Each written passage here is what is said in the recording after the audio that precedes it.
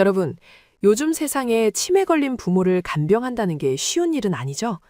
그런데 돈 앞에서 부모를 짐짝처럼 버리는 이 험한 세상에 피 한 방울 안 섞인 며느리가 시어머니를 위해 목숨을 걸었다면 믿으시겠어요? 20억 때문에 어머니를 요양원에 보낸 큰아들과 빗속을 뚫고 시어머니를 모시러 간 막내 며느리의 이야기. 가슴 뻥 뚫리는 사이다 복수와 뜨거운 눈물이 흐르게 만드는 오늘의 이야기. 지금 바로 시작합니다. 구독과 좋아요 꼭 눌러주세요. 여러분에게 행복이 가득하길 기도드립니다. 하늘이 뚫린 것처럼 비가 쏟아지는 밤이었습니다. 와이퍼가 쉴 새 없이 움직여도 앞이 잘 보이지 않을 만큼 거센 빗줄기가 차창을 때리고 있었죠. 칠흑 같은 어둠을 뚫고 검은색 세단 한 대가 산길을 위태롭게 오르고 있습니다. 차 안에는 무거운 침묵만이 감돌았는데 운전대를 잡은 장남 김민석과 조수석에 앉은 며느리 최미란의 표정은 마치 죄를 짓는 사람처럼 잔뜩 굳어 있었어요.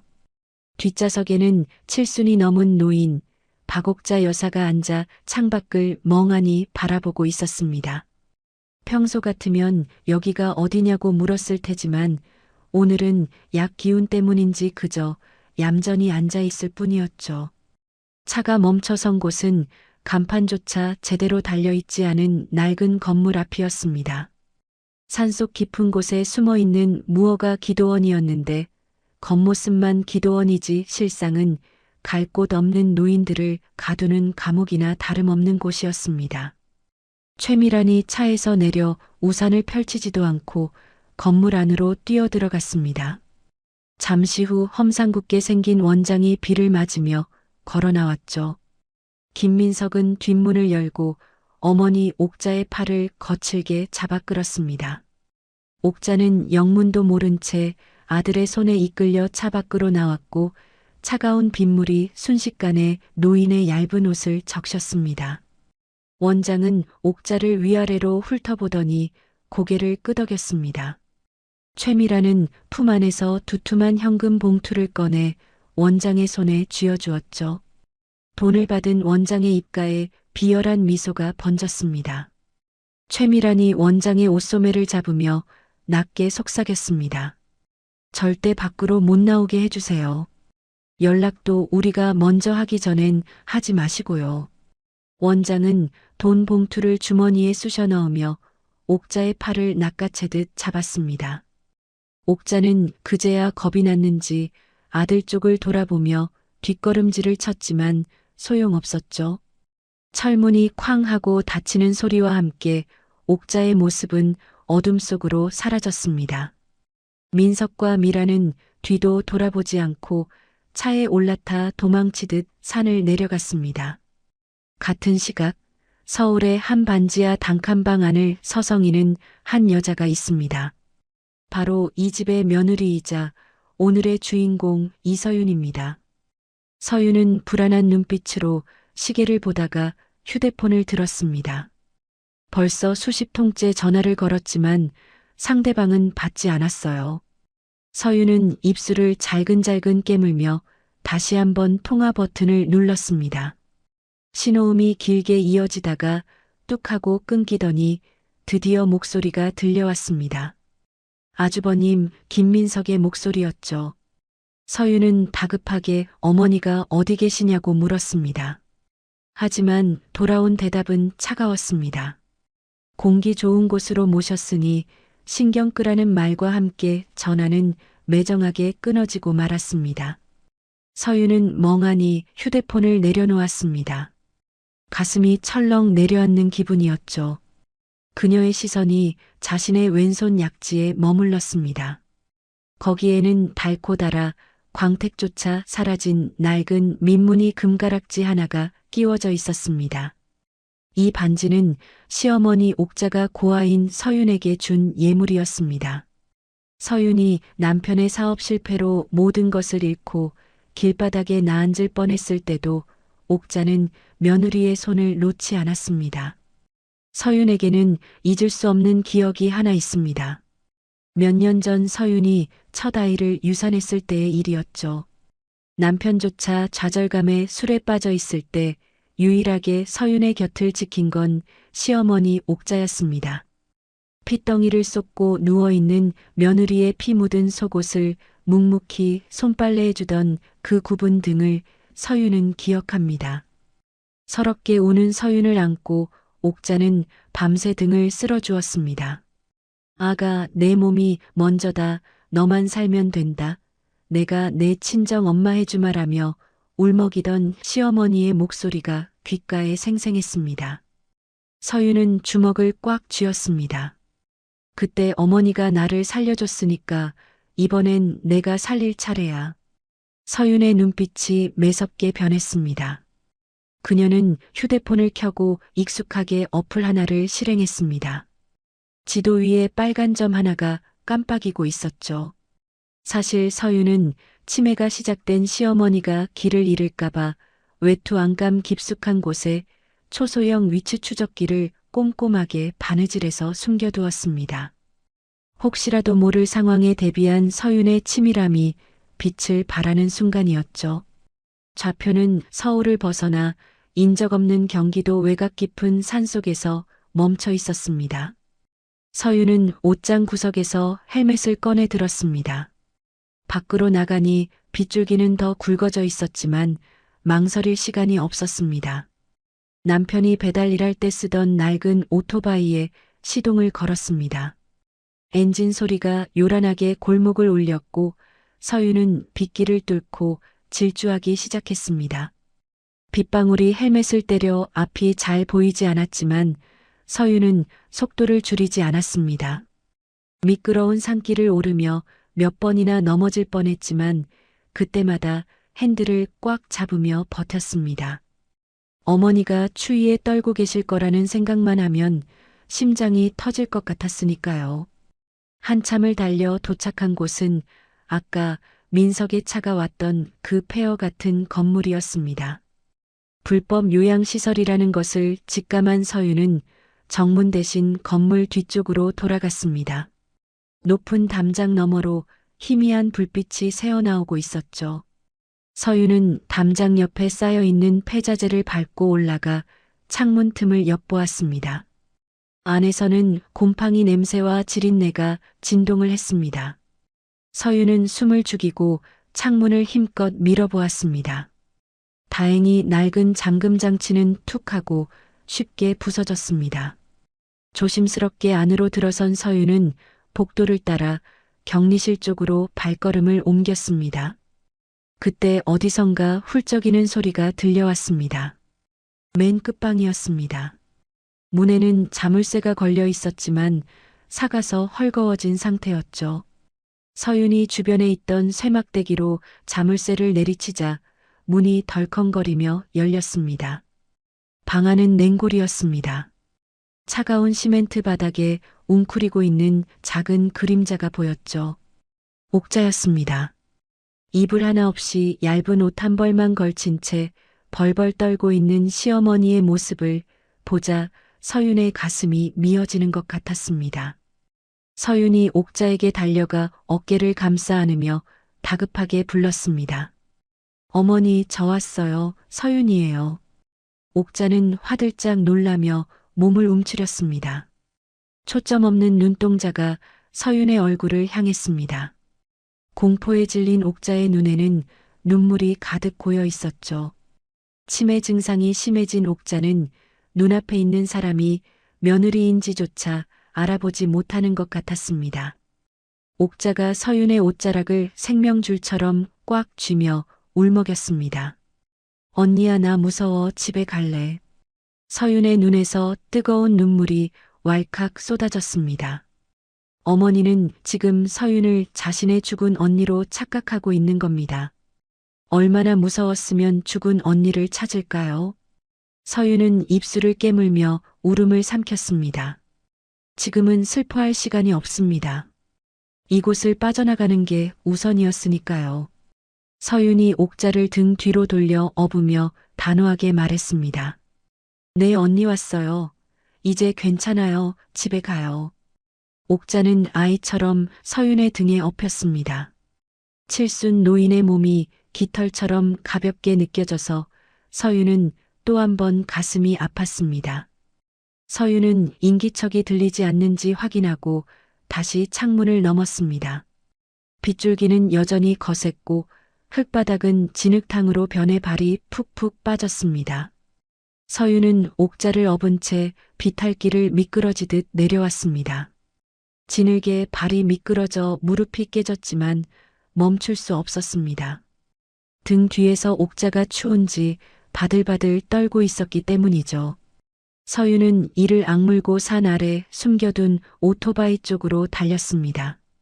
천신만고 끝에 오토바이에 도착한 서윤은 옥자를 뒷자리에 태우고 자신의 허리를 꽉 잡게 했습니다.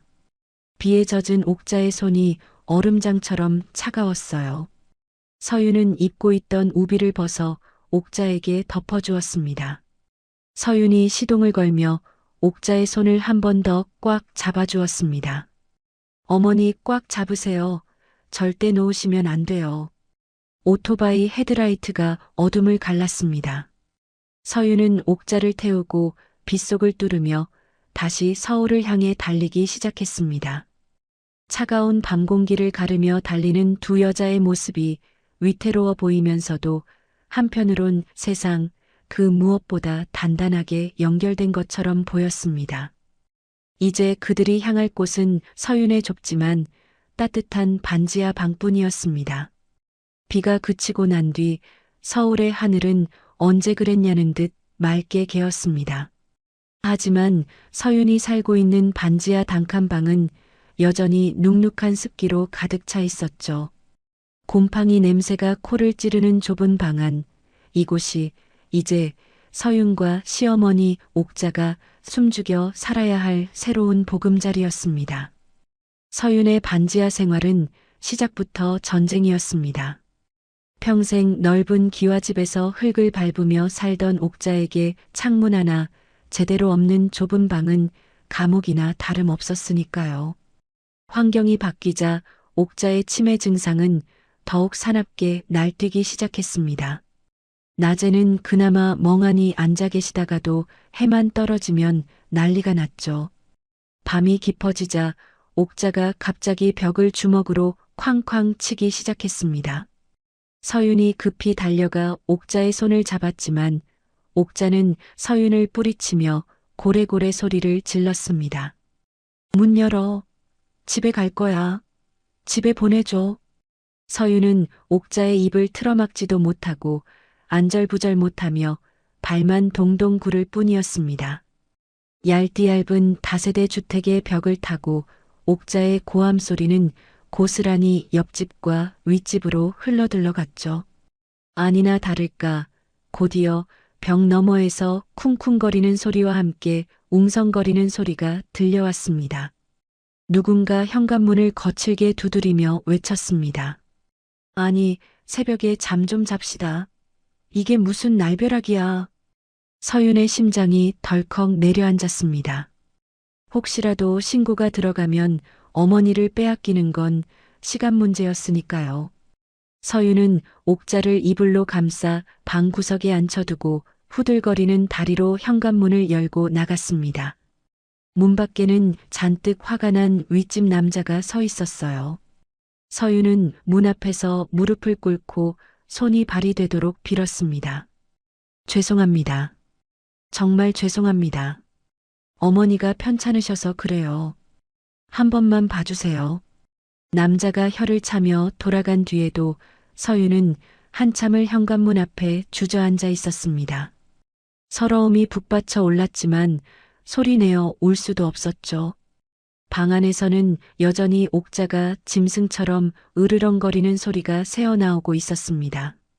서윤은 이를 악물었습니다. 이웃들의 마음을 얻지 못하면 이곳에서 버틸 수 없다는 걸 본능적으로 깨달았죠.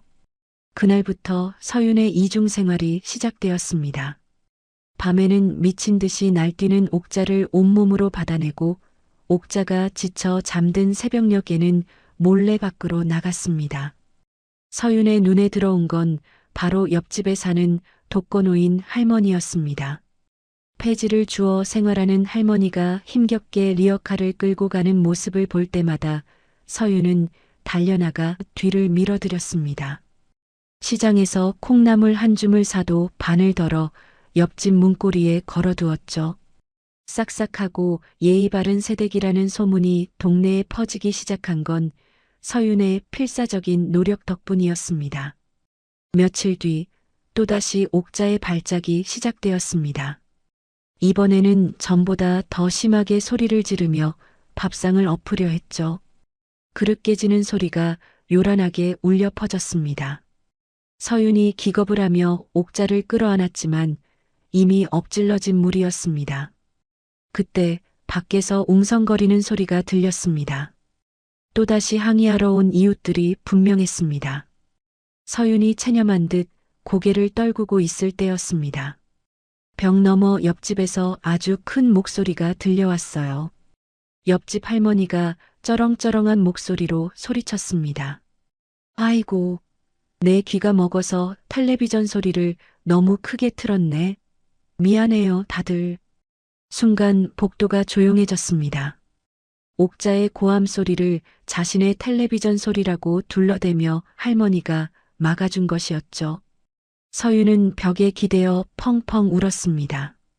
차가운 세상인 줄만 알았는데 아직 온기가 남아있다는 사실에 서윤은 다시 일어설 힘을 얻었습니다. 이웃들의 묵인 덕분에 두 여자의 아슬아슬한 동거는 하루하루 이어질 수 있었죠. 그 시각 시내의 한 변호사 사무실 앞 장남 김민석과 며느리 최미란이 굳은 표정으로 걸어 나오고 있었습니다. 그들의 손에는 매매 계약서가 들려 있었지만 표정은 마치 세상이 무너진 듯 어두웠죠. 그들이 옥자의 땅을 팔기 위해 매수자를 데려왔지만 돌아온 대답은 절망적이었습니다. 소유주 본인의 의사 확인 없이는 거래 불가. 변호사의 단호한 말에 두 사람은 말문이 막히고 말았습니다. 20억짜리 땅이 눈앞에 있는데 손도 댈 수 없는 상황이 된 거죠. 최미란이 신경질적으로 핸드백을 흔들며 짜증을 냈습니다. 이러다 개발 발표나면 다 끝이야. 어떻게든 어머니 찾아서 성년후견인 도장이라도 찍게 해야지. 김민석도 초조한 듯 담배를 입에 물었습니다. 결국 그들이 선택할 수 있는 길은 하나뿐이었습니다. 다시 그 산속의 불법 요양시설로 가서 어머니를 데려오는 것. 비록 가둬달라고 돈까지 줬지만 이제는 상황이 달라졌으니까요. 두 사람은 차를 몰고 다시 그 으슥한 산길을 올랐습니다. 하지만 시설에 도착한 그들을 기다리고 있는 건 청천벽력 같은 소식이었습니다. 원장은 며칠 전 밤에 노인이 감쪽같이 사라졌다고 말했어요. 창문을 뜯고 누군가 데려갔다는 말에 민석과 미란의 얼굴이 사색이 되었습니다. 김민석이 원장의 멱살을 잡으려다 말고 허공에 주먹을 휘둘렀습니다. 그게 무슨 소리야? 돈 받고 감시하라니까 놓쳐? 이 늙은이가 어디로 샌 거야? 혹시라도 옥자가 길에서 객사라도 했다면 땅은커녕 경찰 조사를 받게 될 판이었습니다. 발등에 불이 떨어진 두 사람은 경찰 몰래 옥자의 행방을 찾기 위해 흥신소에 전화를 걸기 시작했습니다. 탐욕스러운 눈빛이 번득이는 순간이었죠. 다시 서윤의 반지하 방입니다. 며칠간의 전쟁 같은 시간이 지나고 햇살이 창문 틈으로 가늘게 들어오는 오후였습니다. 난동을 부리다 지쳐 잠들었던 옥자가 부스스 눈을 떴습니다. 그런데 옥자의 눈빛이 평소와 달랐습니다. 탁하던 눈동자가 맑게 개어 있었죠. 치매 환자에게 아주 가끔 찾아온다는 명료기가 찾아온 것입니다. 옥자는 멍하니 천장을 바라보다가 주변을 둘러보았습니다. 낯선 천장, 눅눅한 벽지, 그리고 방 한구석에 쪼그리고 앉아 쪽잠을 자고 있는 며느리 서윤의 모습이 눈에 들어왔습니다. 서윤의 팔뚝에는 옥자가 꼬집고 핥히어서 생긴 시퍼런 멍 자국이 선명했죠. 옥자의 입술이 파르르 떨렸습니다.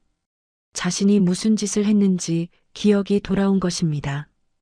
옥자는 소리 죽여 흐느끼려다 입을 틀어막았습니다.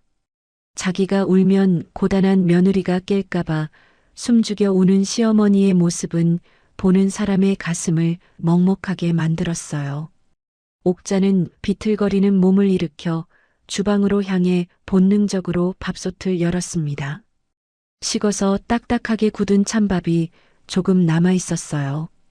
옥자는 떨리는 손으로 찬밥을 국그릇에 퍼 담고는 생수를 부었습니다. 숟가락 하나를 꽂아 들고 서윤에게 다가갔죠. 옥자가 자고 있는 서윤의 어깨를 조심스럽게 흔들었습니다. 아가, 일어나라. 밥 먹어야지.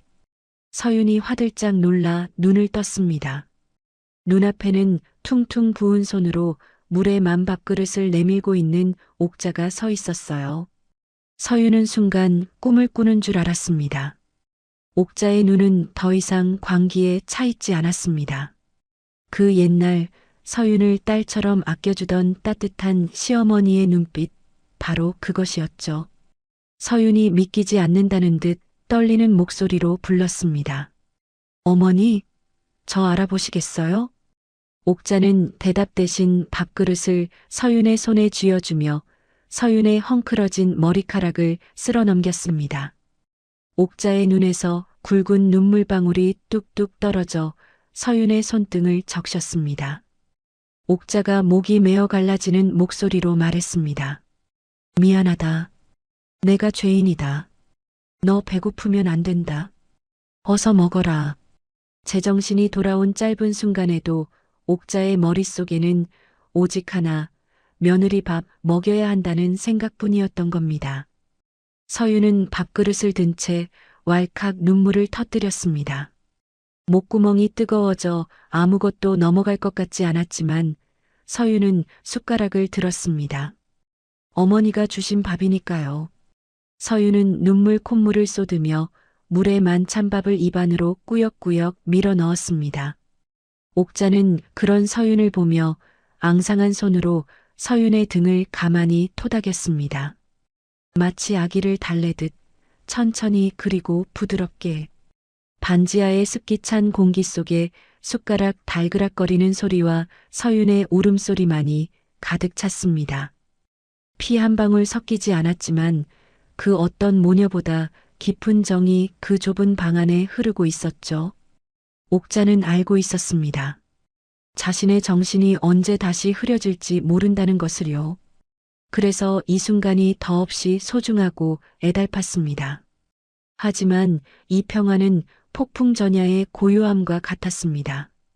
옥자의 실종을 알게 된 장남 부부가 독이 잔뜩 오른 채 추정망을 좁혀오고 있었으니까요. 서윤은 밥을 먹다 말고 문득 불안한 느낌에 창밖을 바라보았습니다. 골목 어귀에 낯선 검은색 승용차 한 대가 천천히 지나가는 그림자가 보였습니다. 물에 만밥을 뚝딱 비워낸 서윤을 바라보던 옥자의 눈빛이 유난히 깊어졌습니다. 방금 전까지만 해도 며느리 밥 먹이는 일에만 골몰하던 옥자가 갑자기 자신의 가슴팍을 더덩거리기 시작했죠. 옥자는 입고 있던 낡은 속옷 안쪽을 손가락으로 가리키며 다급한 손짓을 보냈습니다. 서윤은 영문을 몰라 옥자의 손을 잡았습니다. 하지만 옥자는 고개를 세차게 가로저으며 윗옷을 걷어올리라는 신용을 계속했습니다. 서윤이 조심스럽게 시어머니의 옷을 걷어올리자 속옷 안쪽에 기이한 것이 눈에 들어왔습니다. 서툰 솜씨로 덧대어 꿰매놓은 헝겊 주머니였습니다.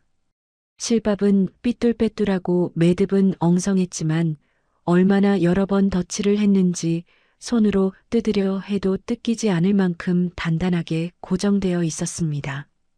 치매에 걸려 정신이 오락가락하는 와중에도 옥자가 밤마다 이불 속에서 몰래 바느질했을 그 처절한 시간이 고스란히 느껴지는 흔적이었죠. 옥자가 떨리는 목소리로 속삭였습니다. 이거 가져가라. 어서.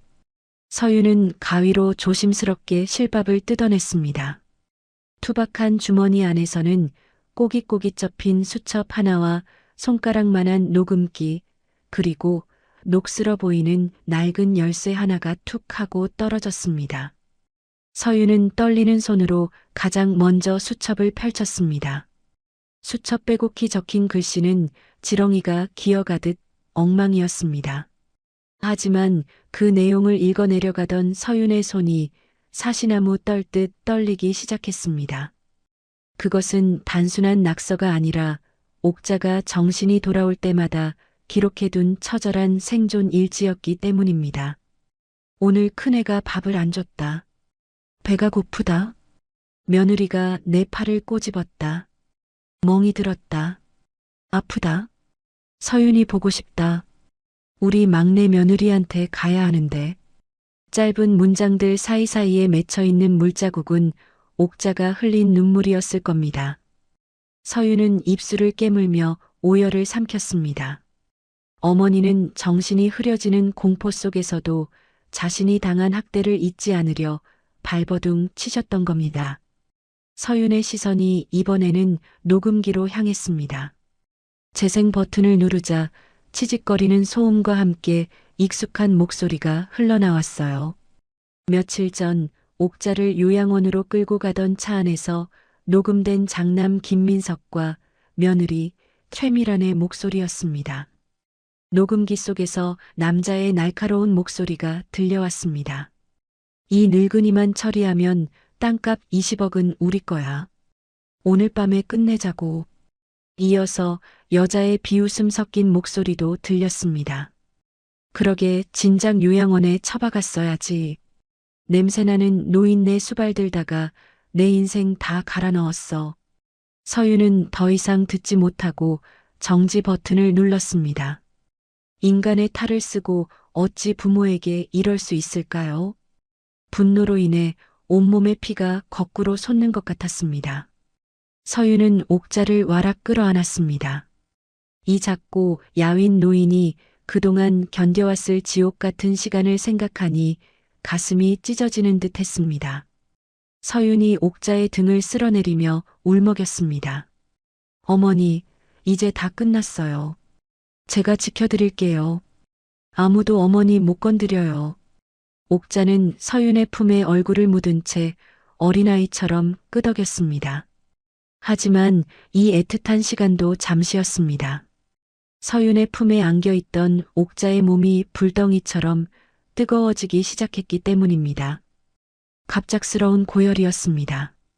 옥자의 호흡이 거칠어지더니 쌕쌕거리는 소리가 좁은 방 안을 가득 채웠습니다. 명료기가 끝나고 다시 혼란스러운 상태로 돌아가는 것과는 달랐습니다. 옥자는 식은땀을 비오듯 쏟으며 고통스러워했습니다. 서윤은 당황하여 물수건을 만들어 옥자의 이마에 올리고 온몸을 닦아내기 시작했습니다. 하지만 열은 좀처럼 내리지 않았고 옥자의 입술은 점점 파랗게 질려갔어요. 옥자가 숨을 헐떡이며 가늘게 신음했습니다. 아파. 숨이 안 쉬어져.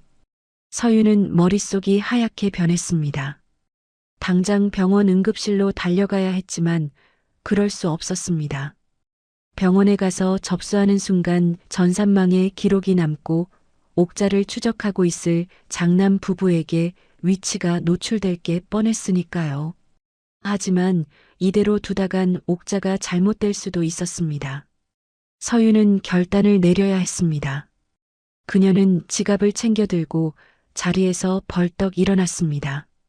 옥자의 이마에 다시 한번 찬 수건을 올려주고는 신발을 구겨 신었습니다.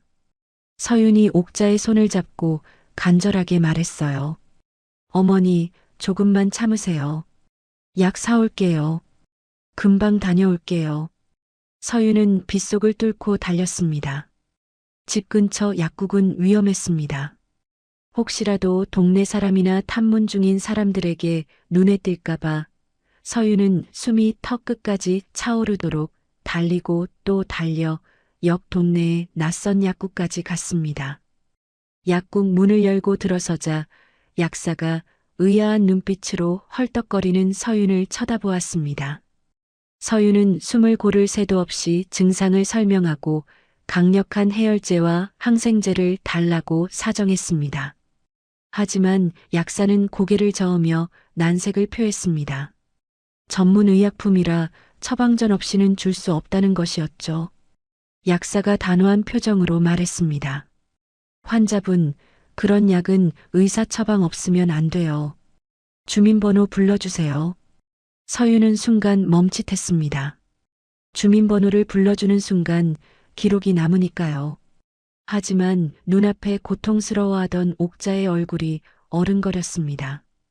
당장 약을 먹이지 않으면 오늘 밤을 넘기기 힘들지도 모릅니다. 서윤의 등 뒤로 식은땀이 흘러내렸습니다. 서윤은 떨리는 목소리로 옥자의 주민등록번호를 불렀어요. 제발 빨리 좀 주세요. 어머니가 많이 편찮으세요. 약사가 키보드를 두드리는 소리가 유난히 크게 들렸습니다. 딸깍 딸깍. 그 소리가 마치 시한폭탄의 초침 소리처럼 서윤의 심장을 조여왔습니다. 잠시 후 약사가 약 봉투를 내밀었고 서윤은 돈을 던지듯 지불하고 약국을 뛰쳐나왔어요. 그녀는 자신이 지금 호랑이 굴에 제 발로 들어갔다는 사실을 애써 외면하며 오직 집을 향해 달렸습니다. 같은 시각 서울의 한 고급 오피스텔. 장남 김민석은 소파에 깊숙이 몸을 파묻고 초조하게 다리를 떨고 있었습니다. 테이블 위에는 옥자의 사진과 흥신소 명함들이 어지럽게 흩어져 있었죠. 그때 테이블 위에 놓인 김민석의 휴대폰이 요란하게 진동했습니다. 화면에는 낯선 번호가 아닌 평소 알고 지내던 병원 원무과 직원의 이름이 떴습니다. 민석은 거칠게 전화를 낚아챘습니다. 전화기 너머에서 다급한 목소리가 들려왔습니다. 김 선생님 떴습니다. 방금 건강보험 급여 처방 기록 올라왔어요. 김민석의 입가에 비릿한 미소가 번졌습니다. 며칠을 뜬 눈으로 밤새우며 기다리던 소식이었습니다. 그는 한 손으로 전화를 받으며 다른 손으로는 잽싸게 메모지를 끌어당겼습니다. 김민석이 눈을 번뜩이며 물었습니다. 위치가 어디야? 정확한 주소 불러. 수화기 너머로 약국의 주소와 처방 시각이 구체적으로 들려왔습니다. 김민석은 전화를 끊자마자 옆에 있던 아내 최미란을 툭 쳤습니다. 미란은 화들짝 놀라며 민석을 바라보았어요. 민석이 외투를 챙겨 입으며 낮게 으르렁거렸습니다. 찾았다. 쥐새끼들이 어디 숨었나 했더니 바로 옆 동네에 있었어. 두 사람은 지체 없이 현관을 나섰습니다. 엘리베이터를 기다리는 그들의 표정에는 먹잇감을 발견한 맹수의 살기가 감돌았습니다. 민석은 휴대폰을 꺼내 어딘가로 전화를 걸었습니다. 건장한 남자들을 부르는 전화였습니다. 한편 서윤은 다시 땀범벅이 되어 반지하 방으로 돌아왔습니다. 다행히 옥자는 거친 숨을 몰아쉬고 있었지만 의식은 붙어 있었습니다. 서윤은 급히 약을 갈아 물에 개어 옥자의 입에 흘려 넣었습니다. 약을 먹이고 한참이 지나자 옥자의 호흡이 조금씩 편안해졌습니다. 불덩이 같던 체온도 서서히 내려가고 있었죠. 서윤은 안도의 한숨을 내쉬며 옥자의 머리맡에 주저앉았습니다. 긴장이 풀리자 온몸에 힘이 빠져나갔습니다. 서윤은 잠든 옥자의 얼굴을 물끄러미 바라보았습니다. 깊게 패인 주름살 하나하나에 고단한 세월이 박혀 있었습니다. 서윤은 옥자가 쥐어준 낡은 열쇠를 만지작거렸습니다. 이 열쇠가 어디를 여는 것인지는 모르겠지만 분명 어머니가 목숨 걸고 지키려 했던 것임이 틀림없었습니다. 하지만 서윤은 모르고 있었습니다. 자신이 약국에 다녀온 그 짧은 시간 동안 밖에서는 이미 거대한 포위망이 좁혀오고 있다는 사실을 말이죠. 약국 앞 골목 어귀에 설치된 CCTV는 비옷도 입지 않고 뛰어가는 서윤의 모습을 선명하게 담고 있었습니다. 화면이 바뀌고 늦은 밤 약국 앞입니다. 검은색 세단이 미끄러지듯 멈춰 섰습니다. 차에서 내린 김민석과 최미란, 그리고 덩치 큰 남자 2명이 약국 주변을 서성였습니다. 그들은 손에 들린 태블릿 PC를 보며 지도를 확인하고 있었습니다. 흥신소 직원이 CCTV 화면을 가리키며 말했습니다. 이쪽 골목으로 들어갔습니다. 여기서부턴 차가 못 들어가니까 걸어서 뒤져야 합니다. 최미란이 표독스러운 눈으로 어두운 골목길을 노려보았습니다. 낡은 다세대 주택들이 다닥다닥 붙어 있는 가난한 동네였습니다. 미란은 코를 막으며 인상을 찌푸렸습니다. 최미란이 비아냥거리며 내뱉었습니다. 어우, 냄새나. 이런 쥐구멍 같은데 숨어 있었단 말이야? 아주 수준에 딱 맞게 노네. 김민석은 말없이 앞장섰습니다. 그의 발걸음은 거침이 없었고 눈빛은 살기로 번들거렸습니다. 골목길을 따라 걷는 그들의 그림자가 길게 늘어지며 반지하 창문들을 하나하나 훑고 지나갔어요. 고요한 새벽, 서윤의 집 현관문 밖으로 저승사자 같은 발자국 소리가 다가오고 있었습니다. 뚜벅, 뚜벅. 발소리는 점점 커져 서윤의 심장 소리와 박자를 맞추는 듯 했죠. 아무것도 모른 채 옥자의 땀을 닦아주던 서윤이 문득 고개를 들었습니다. 센서 등이 꺼졌다 켜지기를 반복하더니 문 밖에서 웅성거리는 소리가 들려왔습니다. 누군가 낮은 목소리로 속닥거리는가 싶더니 이내 쾅 하고 현관문을 발로 차는 소리가 고막을 때렸습니다. 낡은 철문이 비명을 지르듯 덜컹거렸습니다. 서윤은 반사적으로 옥자를 이불로 감싸 안으며 뒤로 물러났어요. 심장이 터질 듯이 뛰기 시작했습니다. 올 것이 오고야 만 것입니다. 문 밖에서 거친 남자의 목소리가 들려왔습니다. 문 안 열어? 이 안에 있는 거 다 아니까 썩 나와. 장남 김민석의 목소리였습니다.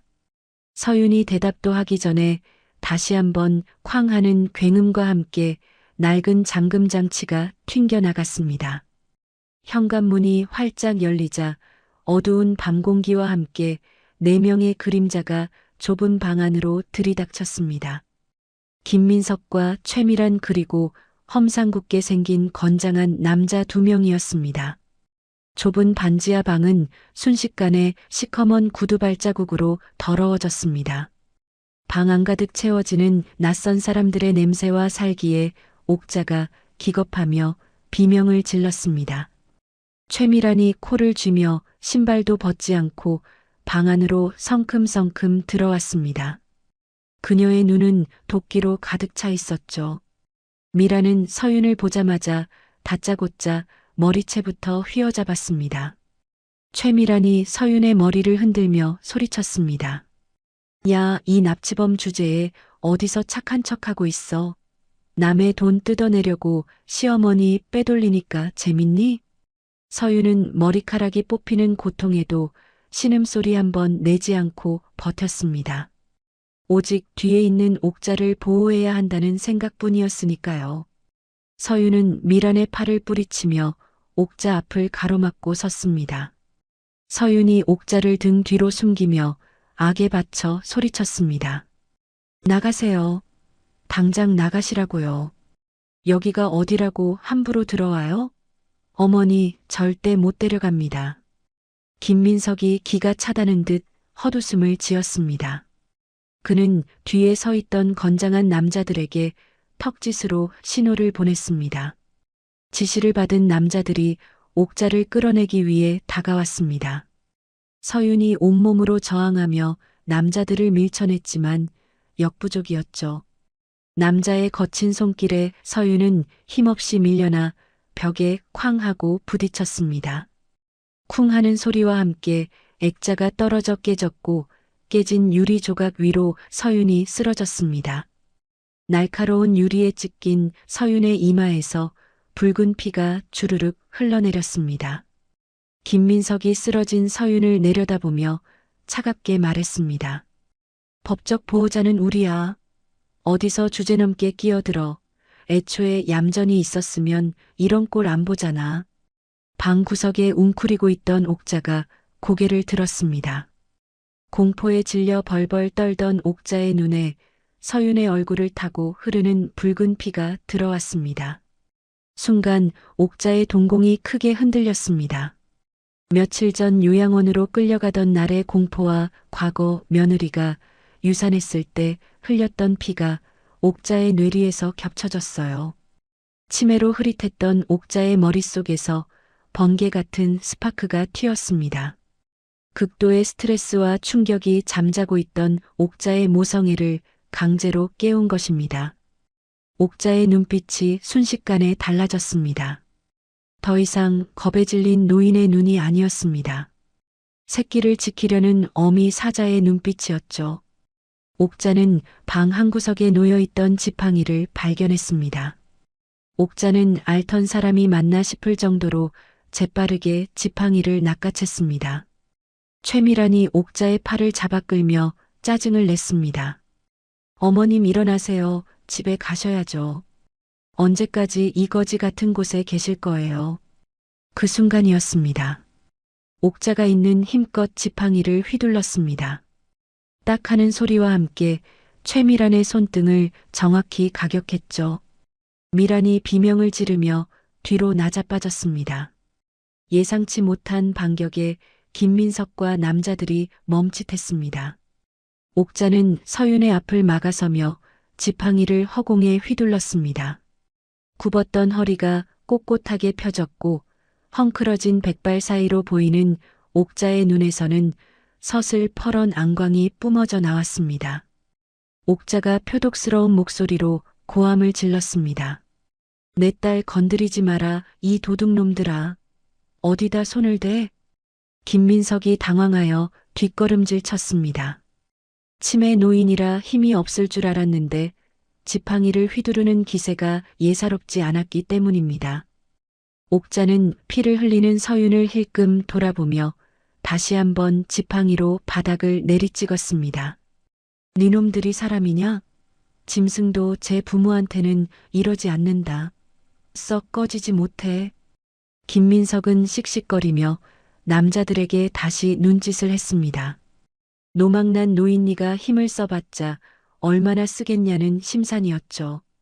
남자들이 다시 옥자를 제압하려 다가서는 순간 밖에서 웅성거리는 소리가 크게 들려왔습니다. 열려있던 현관문 밖으로 사람들이 하나둘 모여들기 시작했습니다. 한밤중에 소란에 잠이 깬 동네 주민들이었습니다. 맨 앞에는 서윤과 안면을 튼 옆집 할머니가 서 있었습니다. 할머니는 손에 쥔 스마트폰으로 방 안의 상황을 꼼꼼하게 찍고 있었습니다. 옆집 할머니가 쩌렁쩌렁한 목소리로 외쳤습니다. 이거 다 찍었다. 무단 가택 침입에 폭행까지. 아주 콩밥 먹을 작정을 했구먼. 윗집에 사는 청년도 빗자루를 들고 내려와 현관 앞을 막아섰습니다. 동네 사람들이 좁은 복도를 가득 메우자 김민석 일당은 도간에 든 쥐꼴이 되었습니다. 사람들은 단순히 구경만 하는 것이 아니었습니다. 그동안 서윤이 보여준 진심 어린 행동들이 이웃들의 마음을 움직여 그녀를 지켜주는 방패가 된 것입니다. 김민석이 얼굴을 붉히며 소리쳤습니다. 당신들 뭐야? 남의 가정사에 끼어들지 말고 비켜. 하지만 이웃들은 물러서지 않았습니다. 오히려 뒤에서 지켜보던 슈퍼 주인 아저씨까지 합세에 험악한 분위기를 만들었습니다. 서윤이 그동안 흘린 땀과 눈물이 결코 헛되지 않았음을 증명하는 순간이었습니다. 옆집 할머니가 휴대폰을 김민석의 얼굴에 들이대며 쏘아붙였습니다. 가정사 같은 소리하고 있네. 깡패짓 하는 거 내가 다 봤어. 경찰 불렀으니까 꼼짝 말고 있어. 미라는 얼굴을 가리며 구석으로 숨으려 했지만 좁은 방 안에서는 도망칠 곳이 없었습니다. 김민석은 낭패라는 표정으로 입술을 깨물었습니다. 옥자를 몰래 빼돌려 땅을 팔아치우려던 계획이 완전히 틀어지고 만 것입니다. 그때 멀리서 날카로운 사이렌 소리가 들려왔습니다. 점점 가까워지는 경찰차 소리에 김민석과 미란의 얼굴이 흑빛으로 변했어요. 옥자는 여전히 지팡이를 꽉 쥔 채 서윤의 곁을 지키고 서 있었습니다.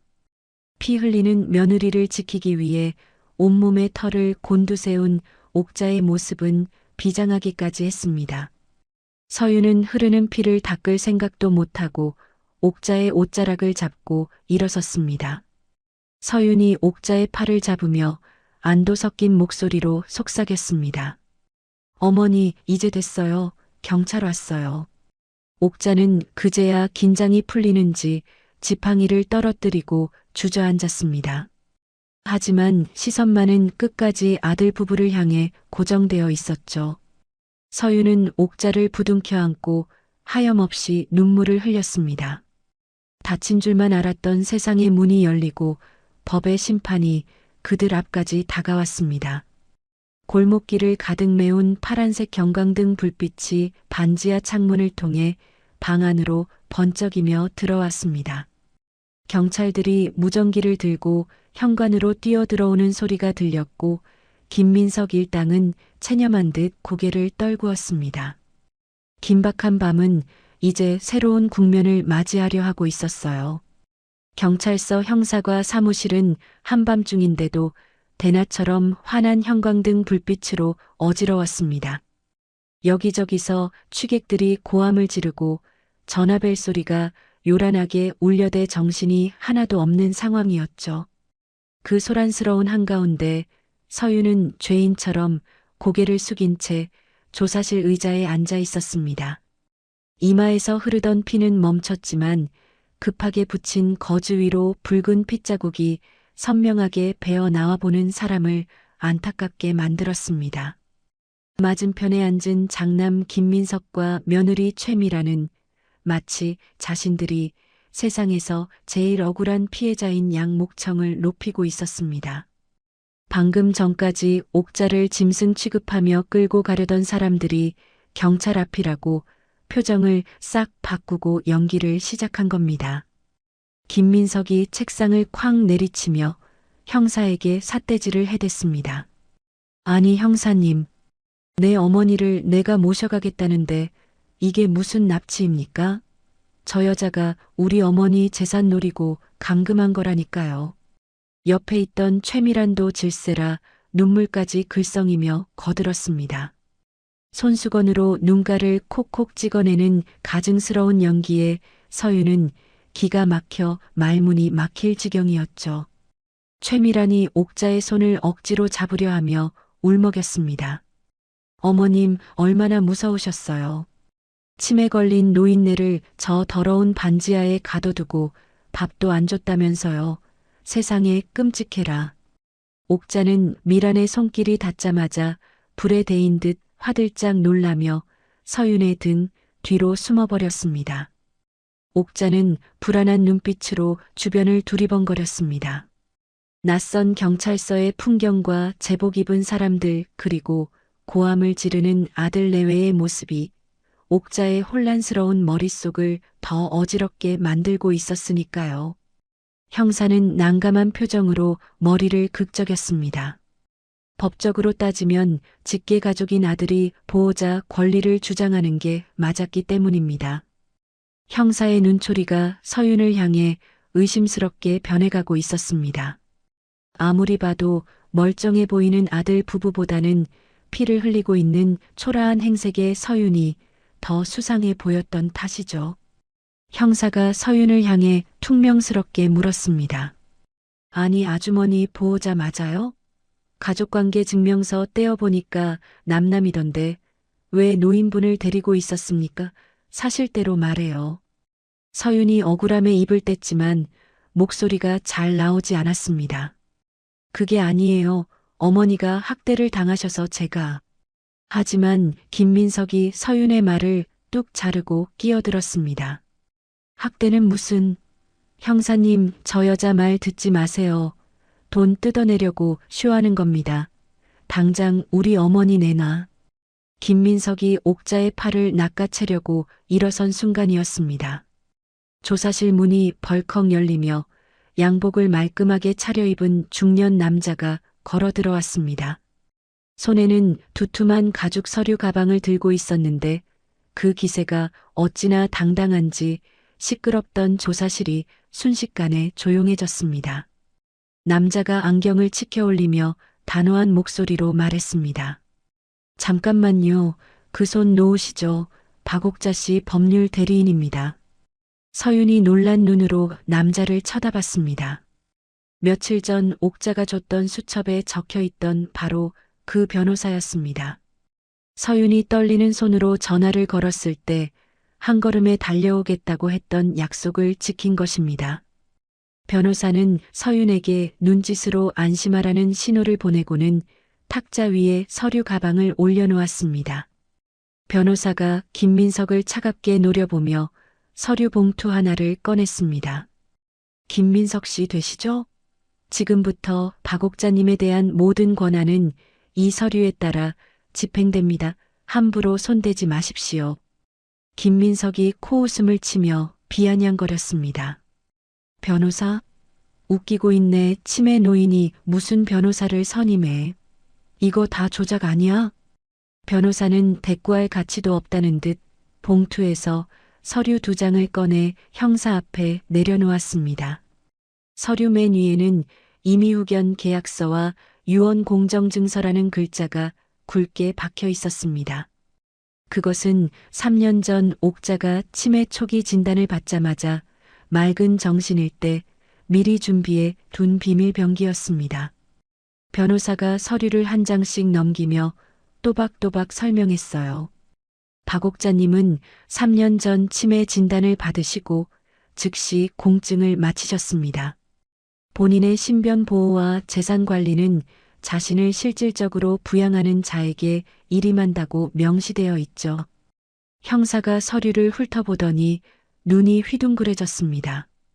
법적으로 완벽하게 효력이 있는 공증 서류였기 때문입니다.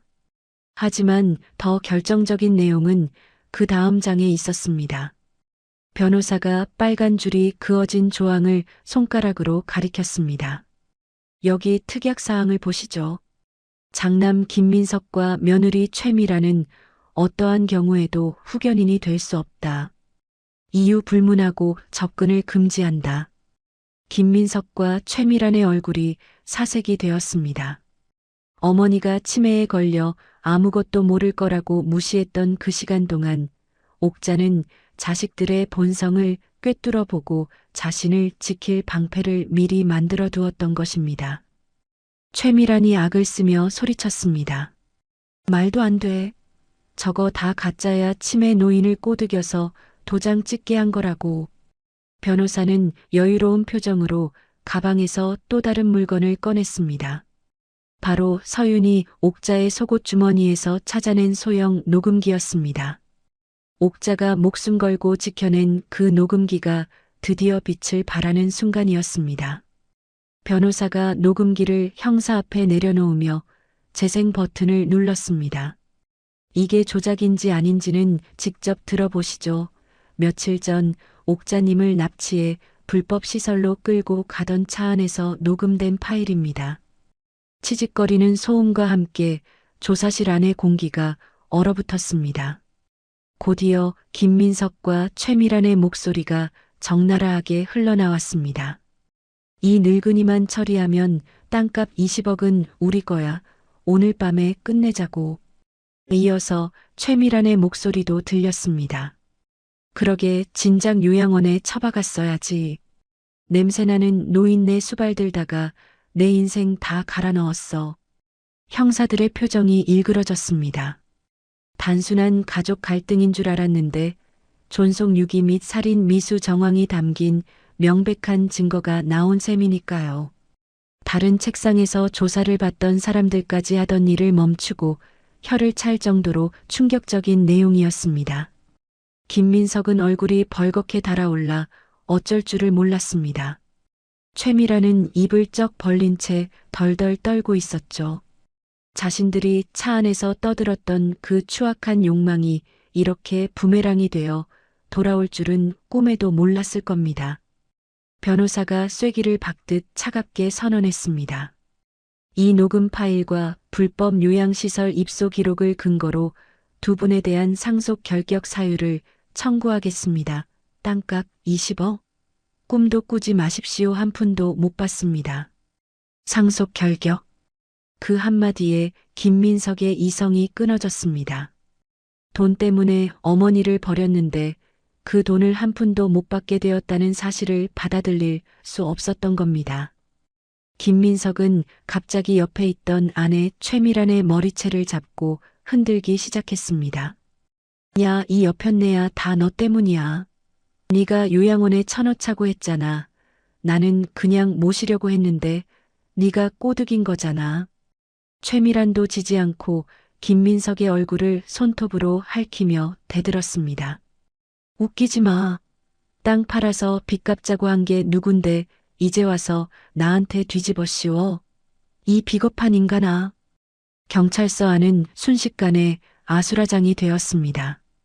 부부가 서로의 머리채를 잡고 뒹구는 추태를 부리자 형사들이 달려들어 두 사람을 뜯어 말렸습니다. 조금 전까지만 해도 효자효부 흉내를 내던 그들의 가면이 벗겨지고 탐욕에 찌든 민낯이 만천하에 드러난 것입니다. 형사가 김민석과 최미란의 손목에 수갑을 채우며 으름장을 놓았습니다. 당신들 존속 유기 혐의로 긴급 체포합니다. 가서 줘서 다시 꾸밀 거니까 얌전히 있어요. 아주 콩밥 제대로 먹게 생겼네. 수갑을 찬 채 끌려가는 두 사람의 뒷모습은 처량하기 그지없었습니다. 욕설과 비명이 난무하던 조사실이 그들이 사라지자 거짓말처럼 조용해졌습니다. 폭풍이 휩쓸고 지나간 자리에는 서윤과 옥자 그리고 변호사만이 남았습니다. 서윤은 긴장이 풀리자 다리에 힘이 풀려 주저앉을 뻔했습니다. 그때 옥자가 조용히 서윤에게 다가왔습니다. 옥자는 자신의 옷소매로 서윤의 이마에 묻은 핏자국을 조심스럽게 닦아주기 시작했습니다. 옥자의 손길은 투박했지만 따뜻했습니다. 옥자는 아들 부부가 끌려가는 것을 보고도 표정 하나 바뀌지 않았습니다. 이미 옥자의 마음속에서 그들은 자식이 아니라 자신을 해치려던 남보다 못한 존재였으니까요. 옥자에게 남은 진짜 가족은 지금 눈앞에서 피를 흘리고 있는 며느리 서윤뿐이었습니다. 옥자가 서윤의 상처를 호흡 불며 눈물을 글썽였습니다. 아가 아프지 마라. 내가 호해줄게. 아프면 안 된다. 서윤은 옥자의 손을 잡고 가슴에 얼굴을 묻었습니다.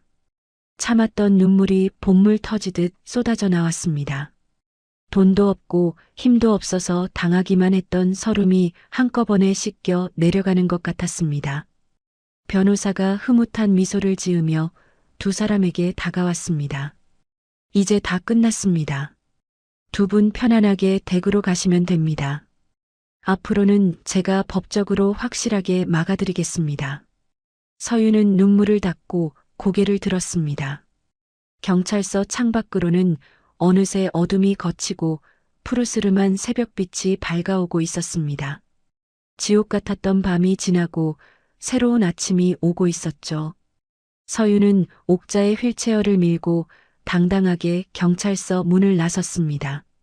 계절이 몇 번 바뀌고 차갑던 바람 끝에 따스한 봄 기운이 묻어나는 어느 오후였습니다. 세상은 시끄러웠던 사건을 금방 잊은 듯 평온하게 돌아가고 있었죠. 하지만 그날의 사건은 많은 사람들의 운명을 완전히 바꿔놓았습니다. 차가운 철창 안 옥자의 아들 김민석과 며느리 최미라는 이제 세상과 단절된 채 죗값을 치르고 있습니다. 땅값 20억에 눈이 멀어 어머니를 버렸던 그들은 결국 상속 자격을 박탈당하고 실형을 선고받았죠. 욕심이 부른 참담한 결말이었습니다. 반면 옥자의 낡은 기와집이 있던 자리는 신도시 개발부지로 확정되어 공사가 한창이었습니다. 옥자가 평생을 바쳐 지켜온 그 땅은 거액의 보상금으로 돌아왔고 그 돈은 오롯이 옥자를 위해 쓰이게 되었습니다. 서울 근교의 한적한 전원주택 마을. 새들의 지저귀는 소리가 평화롭게 울려 퍼지는 이곳에 서윤과 옥자의 새로운 보금자리가 마련되었습니다. 번쩍이는 도심의 최고급 아파트가 아닌 마당에 흙이 있고 볕이 잘 드는 아담한 단독주택이었죠. 서윤은 옥자가 평생 흙을 만지며 살아온 분이라는 걸 누구보다 잘 알고 있었습니다. 그래서 보상금을 받자마자 제일 먼저 알아본 것이 바로 이 작은 텃밭이 딸린 집이었습니다. 거실 창문을 열면 바로 텃밭으로 나갈 수 있는 구조라 옥자가 소일거리를 하기에 더없이 좋은 곳이었죠. 따스한 햇살이 내리쬐는 마당 한 구석, 서윤과 옥자가 나란히 쭈그리고 앉아 상추 모종을 심고 있습니다. 흙냄새가 구수하게 풍겨오고 옥자의 주름진 얼굴에는 어린아이 같은 미소가 번져 있었죠. 서윤이 옥자의 흙 묻은 손을 털어주며 상냥하게 말했습니다. 어머니, 이 상추 다 자라면 우리 삼겹살 구워서 쌈 싸 먹어요. 아셨죠? 옥자는 서윤의 말을 알아들은 건지 못 알아들은 건지 그저 해해 웃으며 고개를 끄덕였습니다. 치매 증상은 여전했습니다. 아니, 예전보다 조금 더 나빠진 것 같기도 했죠. 방금 밥을 먹고도 돌아서면 밥을 달라고 조르거나 서윤을 알아보지 못하고 엉뚱한 사람으로 착각하는 일이 잦아졌으니까요. 하지만 서윤은 더 이상 울거나 당황하지 않았습니다. 그저 옥자의 흐려진 기억 속에 자연스럽게 스며들어 장단을 맞춰줄 뿐이었죠. 옥자가 갑자기 하던 일을 멈추고 서윤을 빤히 쳐다보다가 퉁명스럽게 물었습니다. 아줌마, 밥은 언제죠? 나 배고파 죽겠어. 서윤은 익숙한 듯 흙 묻은 장갑을 벗으며 활짝 웃어 보였습니다. 며느리를 식당 아줌마로 착각하는 순간이 또 찾아온 겁니다. 예전 같으면 가슴이 무너져 내렸겠지만 지금 서윤에게는 이마저도 소중한 일상이었습니다. 서윤이 짐짓 식당 주인처럼 너스레를 떨며 대답했습니다. 아이고, 손님, 배가 많이 고프셨구나. 제가 얼른 맛있는 새참 내올게요. 조금만 기다리세요. 서윤은 부엌으로 들어가 시원한 매실차와 찐고구마를 쟁반에 담아 나왔습니다. 마루에 걸터 앉아 고구마를 오물오물 먹는 옥자의 모습은 마치 세상 근심 걱정 없는 어린아이 같았습니다. 서윤은 그 모습을 흐뭇하게 바라보며 옥자의 입가에 묻은 부스러기를 떼어주었습니다. 그때였습니다. 고구마를 먹던 옥자가 갑자기 동작을 멈추더니 품 안을 뒤적거리기 시작했습니다. 옥자의 손이 향한 곳은 늘 차고 다니는 낡은 복대 안주머니였죠. 꼬깃꼬깃하게 접힌 무언가를 꺼내 서윤의 손에 쥐어주었습니다. 흙이 잔뜩 묻은 1,000원짜리 지폐 몇 장과 500원짜리 동전들이었습니다. 옥자가 정신이 들 때마다 텃밭을 가꾸고 받은 용돈을 쓰지 않고 모아둔 쌈짓돈이었죠. 옥자의 눈빛이 순간 맑게 빛났습니다. 아주 잠깐 찾아온 명료기였습니다. 옥자가 서윤의 손을 꼭 잡으며 떨리는 목소리로 속삭였습니다. 아가, 너 고생 많다. 이거 가지고 가서 맛난 거 사 먹어라. 내 서방 몰래 너만 먹어라. 서윤의 코끝이 찡해졌습니다. 기억이 다 사라져가는 와중에도 며느리 챙기는 마음 하나만큼은 닳지도 않고 그대로 남아 있었던 겁니다. 피 한 방울 섞이지 않은 남남이 만나 핏줄보다 더 진한 사랑으로 묶인 순간이었습니다. 서윤이 눈물을 꾹 참고 옥자의 손을 어루만지며 대답했습니다. 네, 어머니, 그럴게요. 저 맛있는 거 사 먹고 힘내서 어머니 더 잘 모실게요. 고맙습니다. 옥자는 서윤의 대답에 만족한 듯 다시 해맑은 표정으로 돌아가 고구마를 집어들었습니다. 짧았던 정신이 다시 안개 속으로 사라졌지만 그 찰나의 진심은 서윤의 가슴 속에 깊이 박혔습니다. 서윤은 옥자가 준 꼬깃꼬깃한 돈을 소중하게 주머니에 넣었어요. 세상 그 어떤 보석보다 값진 돈이었습니다. 저녁이 되고 거실에 불이 켜졌습니다. 따뜻한 조명 아래 벽 한가운데 걸린 큼지막한 가족 사진이 눈에 들어옵니다. 예전 기와집 거실에 걸려 있던 아들 내외가 중심이 되었던 그 사진은 사라진 지 오래였습니다. 새로 걸린 사진 속에는 환하게 웃고 있는 서윤과 그녀의 곁으로 돌아온 남편, 그리고 정가운데 앉아 평온한 미소를 짓고 있는 옥자의 모습이 담겨 있었습니다. 옥자가 입고 있는 고운 한복은 서윤이 직접 골라 선물한 것이었죠. 사진 속 세 사람의 표정은 꾸밈없이 행복해 보였습니다. 누가 봐도 세상 부러울 것 없는 진짜 가족의 모습이었습니다. 남편은 퇴근하고 돌아와 옥자의 어깨를 주물러드리고 서윤은 저녁 밥상을 차리는 평범한 저녁 풍경이 이어졌습니다. 옥자는 텔레비전을 보며 박수를 치다가도 문득문득 서윤을 보며 언니야라고 부르기도 했지만 가족들은 그저 웃으며 받아주었습니다. 식사를 마친 후 서윤은 옥자를 휠체어에 태우고 산책을 나섰습니다. 집 뒤편으로 이어진 산책로에는 벚꽃잎이 눈처럼 흩날리고 있었습니다. 휠체어 바퀴가 흙길을 구르는 소리가 규칙적으로 들려왔습니다. 옥자가 흩날리는 꽃잎을 손으로 잡으려 허공에 손을 휘저었습니다. 꽃이 참 곱다. 우리 언니 시집갈 때 입은 치마처럼 곱네. 서윤은 휠체어를 멈추고 옥자의 무릎 담요를 덮어주며 옥자의 시선을 따라갔습니다. 붉게 물드는 저녁 노을과 흐드러지게 핀 벚꽃이 어우러져 장관을 이루고 있었죠. 서윤이 옥자의 어깨에 기대며 다정하게 말했습니다. 어머니, 내년 봄에도 후년 봄에도 저랑 같이 꽃 구경해요.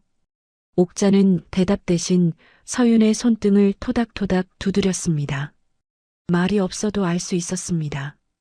고맙다, 미안하다, 그리고 사랑한다는 말을 그 투박한 손길로 전하고 있다는 것을요.